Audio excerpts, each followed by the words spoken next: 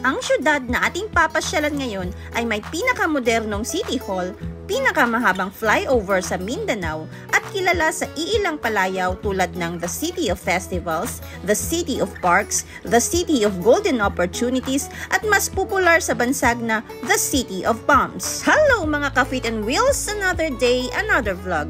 Tara at ipapasyal namin kayo dito sa Tagum City, isang first-class component city at ang capital ng probinsya ng Davao del Norte.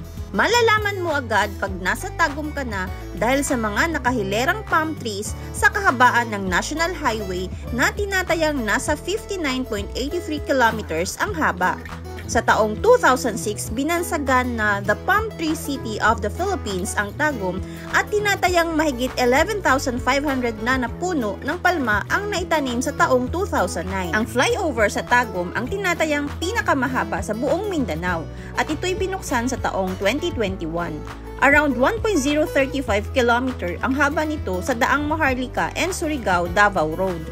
Malapit sa flyover ang mga naglalakihang shopping malls ng syudad tulad ng Gaisano, NCCC, Gaisano Grand, Robinsons Mall, Pure Gold at City Mall.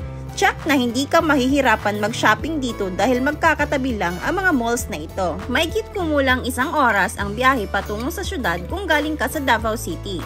Dati ding tinawag na Magugpo ang syudad na hango sa native word na Magu, pangalan ng isang puno, at Ugpo na ibig sabihin mataas.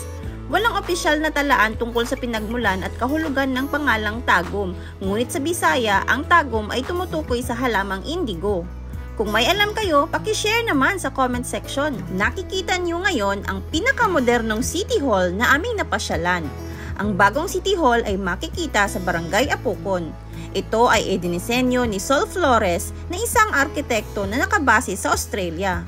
Nandito ang executive and legislative offices ng lungsod. May malaking atrium sa loob ng City Hall kung saan ginaganap ang iba't ibang events ng syudad.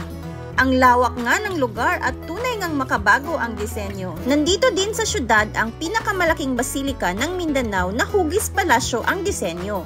At sa likod lang nito ang tinatayang the world's largest rosary na naging isang tourist attraction na rin lalo na sa panahon ng Semana Santa.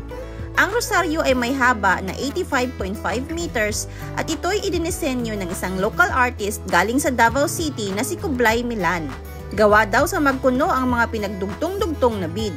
Ang tagline na We Are Tagum ay panawagan ng mga Tagumeños for unity, oneness, and harmony. Ito'y kaugnay sa inilunsad na bagong tourism brand ng lungsod, ang The City of Harmony. Ito ay may layuning lumikha ng pagkakaisa sa iba't ibang tao sa Mindanao.